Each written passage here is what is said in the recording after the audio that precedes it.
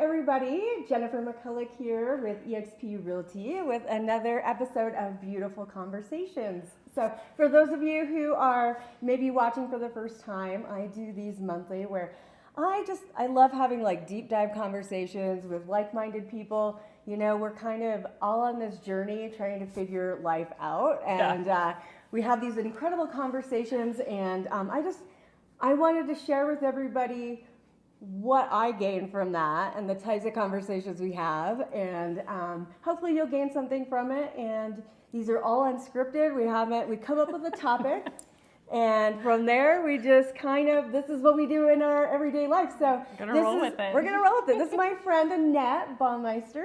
Did I say that right? I always feel like I'm gonna say your last name wrong. No, you nailed it. Okay, so my good friend Annette, we've been friends for probably over 10 years now. Oh, it's been close to that. Yeah. So Annette and I she's in title and escrow and has been in the real estate industry kind of in various capacities over the years, and we first met over shoes. Yeah. That was our love of shoes. It's just so funny.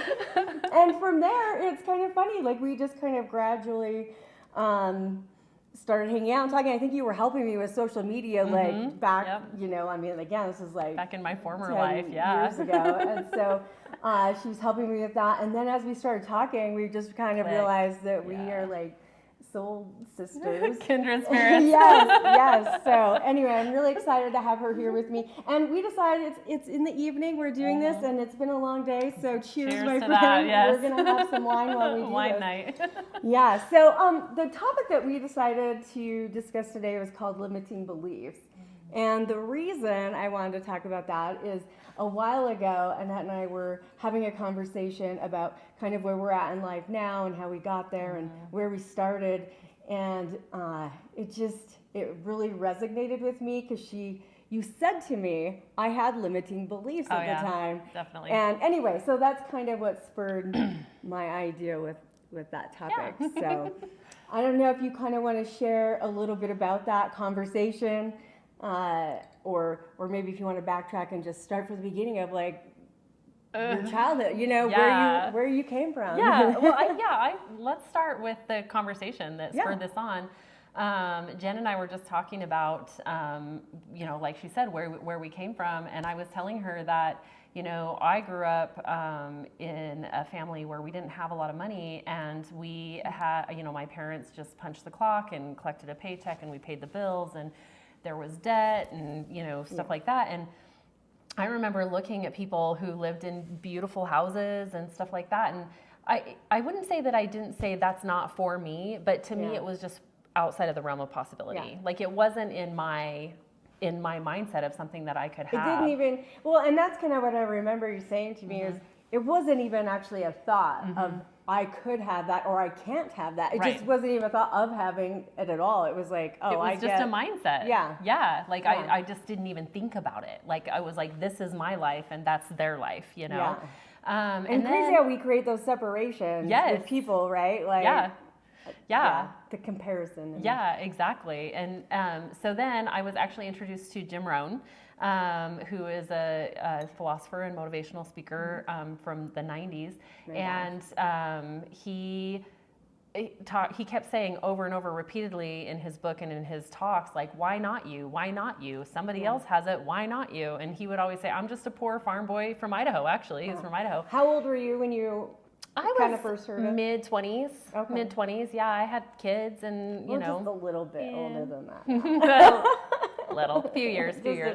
Yeah, and I just remember thinking, like, why not me, Yeah. And so from there, I kind of really started working on my mindset and, like, where I could be. But one thing that I found and what we were talking about on this journey is that you kind of establish a place where you're comfortable. I call it a thermostat. And you will kind of, like, make some gains, but then you, I wouldn't say you necessarily self-sabotage, but like your limiting beliefs, those subconscious limiting beliefs, and you might be like, I'm going to have $1 million, but subconsciously you don't believe that, and you just pull yourself down and pull yourself down to where you feel comfortable. And so you really have to work on intentionally raising your thermostat to where you want to be. Yeah. And, you know, it's in it. And I will say, and you and I talk about this a lot because we're both spiritual people. Yes. Like we talk in terms of money and financial things because those are tangible and you can see them. And people understand that. You can relate to that. Yeah, it's measurable, it's right? Measurable, correct. But for us, I feel like a lot of it is personal growth 100%. and where we want to be in helping other people and our contribution to society and things like that, you know? And the self-development within ourselves to create the human beings that we are and overcoming the mindset, right? And then it wasn't just about, oh, I want $1 million. It was like, how do I create a healthy, happy life and feel like it's okay to have nice things. It's okay to have this. And I feel like it just almost organically came along with that. Yes. Agreed, 100%. Like I'll never forget when you bought your house that you're in now, and she has a lovely home in Pocatello, and you know it's Chubbuck. Sorry, Chubbuck. I get it right. I think it's all one and the same, but it is not. And then I'm very involved in Chubbuck, so gotta differentiate. I love Pocatello too. That. Yes. My bad.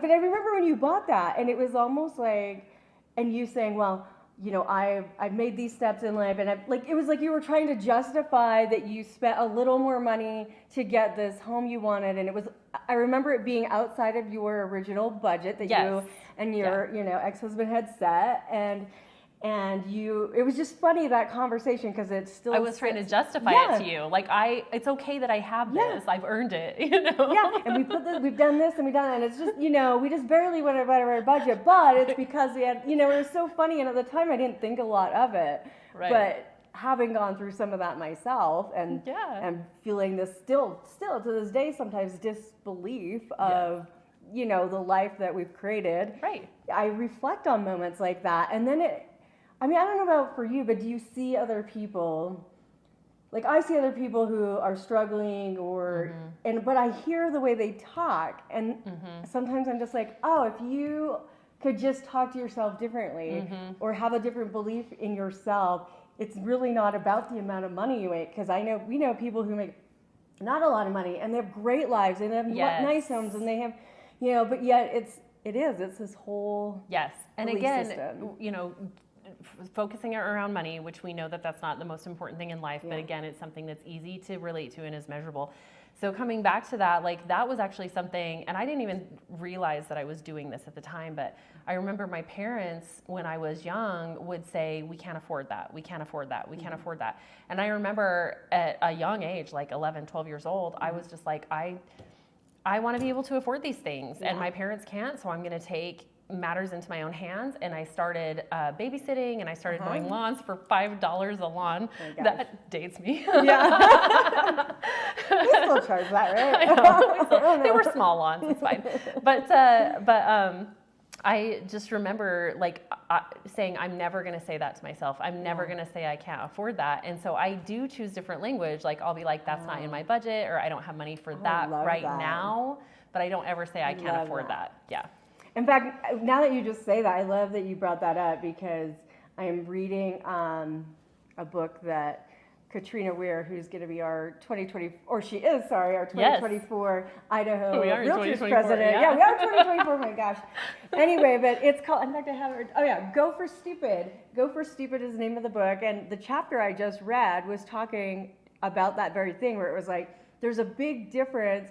We all have needs and we all have wants, right? And you're gonna do the things you need to do to create this, to fulfill the needs list, like your rent or your mortgage and your car payment and fuel for your vehicle and all of that. But then when it comes to the wants, he's like, that's what we do. Well, I can't afford, or we make bad choices and go, well, I'm going to make that a need, but I'm going to go into debt for that. Exactly. But he talks about that, changing the language and going, I don't need it right now. And it's okay to want it, because he said sometimes what we end up doing is buying less affordable things that aren't as good.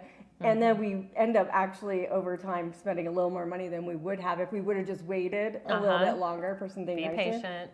And so I love that you say that, because it's like, maybe not right now, but tell your money what to do for you and Yeah. what you're, like Yeah. you set those goals. And, it does take patience. Like I remember when my kids were younger and, we were saving and staying out of debt and building, a nest egg and stuff like that. And our kids would look at what other people had and they'd be like, why don't we have that? Why don't we have a boat? Yeah. Why don't we have this? And we'd be like, be patient, we're doing something here. And so you do have to be smart about it. You can't just just go into big debt for it and stuff like that. And another thing too that is huge is you can't be afraid to lose. Well, you that's have the to other be thing, willing right? to take some risks in life. Don't be so frugal either. So it was interesting. I was talking to someone the other day who was telling me that a family member of theirs makes like a lot of money, like $500,000. I might be exaggerating a little bit, but it was a lot. She said like maybe $500,000 a year or something. And yet in their mind, they still stress and worry about money all the time because of these beliefs that they created when they were a child. And they're so fearful of not having it that it's almost like trying to hoard it to an extent that like maybe not even really enjoying life. And it's like, look at what you created for yourself. So to me, it's not about the amount of money you make, right? Because this person still thinks they're poor or is gonna lose everything. And I actually there's a documentary on Amazon Prime. It's called Happy. It's so good. I have not watched it. Okay, you have to watch it. I recommend it to everybody. I can't believe I haven't recommended it to you yet. Amazon Prime. And it's about it's like the study of happiness and what makes people happy. And again, it goes into all of these other things that like feed into people's happiness. But when it talks about money, it says that once you reach a certain threshold, like, you've heard the saying, money can't buy happiness. It actually can to an extent, because if you're in survival mode, then it's really hard to be, onto that. What's the Maslow's hierarchy of needs. So when you're in in that bottom tier where you're just like trying to survive, it's hard to be happy. But the threshold for when people started reporting like happiness because of other things in their lives was really low financially. It was like $50,000. Like once you hit $50,000. After that, the measurement for happiness does not change exponentially from $50,000 to $5 million. Oh, interesting. Yeah. Well, I mean, I guess goes to show how many people can win the lottery and either lose it or it doesn't change anything. I think the thing that I have learned, having also, grown up with not a lot. I mean, we always had everything we needed, right? But like we didn't have a lot. And I was like you. I mean, I started working at like 16 and making my own money and buying my own things. And I think the thing that I've learned is now that I have a little money, it's the fact that it doesn't change. You think you're going to feel different. That's what I'm trying to get. You think you're going to feel different. But you don't. You don't. And I think that was the biggest aha for me. Like, okay, this is not about money. So now. This is about mindset. Yes. It's about attitude. Yeah. It's about what I'm doing with my life. Yeah. Because when you have not a lot and then you have something, there's this fear of losing it that comes with that as well. Yes. And so having to overcome that, because that's not good, then you don't enjoy anything. No, exactly. Yeah. I think there's like the richest lady in America or whatever died like having this routine where she would eat cold oatmeal every morning because she wouldn't heat up the water so that she could save the money. Oh, wow. And so she was rich. But like, like, what's the point of having the money if you're going to eat cold oatmeal that's not even cooked, By the way, I love your earrings. I've been looking at them this whole time. Thank you. They're so cute. My friend got me those for my birthday. I love those. No, it is funny though. Like, and we're not sitting here like rolling in it by any means. So we don't want that impression to come across. But we have done well. I mean, I remember meeting when I met Annette and she was helping me do these Facebook things. I was not super involved in leadership and stuff at that point. Yeah, I was a little bit with Women's Council and I was kind of working my way that way, but not to the extent that maybe I am now. And my confidence was like, and I remember hearing like you're involved with city council and she would just get up and do these presentations and just seem so just together. You thought that? Yeah, and confident. And it's so funny. And I'm like, oh my gosh. And then as we start talking and I hear like all the things you've had to overcome and how you created this mindset for yourself and how it's, you know, it's a kind of a daily thing. It's a progressive thing that you worked at and you created. I mean, have it's to be so intentional. funny. Like I just it made me see the world in a different way. Like, while I would never think I could do certain things, and now I'm like, well, maybe I could do that. Like, I still sometimes think, no, I could never be like Annette, but you're so funny. But it does like give me, you know, it's funny how we just look at people and create that idea in our mind, and yet to hear like, no, I purposely, intentionally work on that, because I'm sure as a 12-year-old girl, you know, feeling like you don't have a lot, the idea of being on city council or whatever is like a, a pipe dream. Yeah, and we need people in our lives, because you bring that up, the city council, but when I ran the first time, I've ran twice, won once, lost once, but not afraid to lose. But when I first ran, like I remember being like, well, I can't be on the city council. I don't fit the demographic. Like there had never been a woman elected to the city council. Oh, really? Yeah, before myself and another female were elected that same year together. But I had some really great mentors and, you know, men who did fit that demographic that were like, yes, you can, and you would be awesome, and we will support you. And so you need other people in your life to build you up and to be an example for you, right? It's true. Yeah.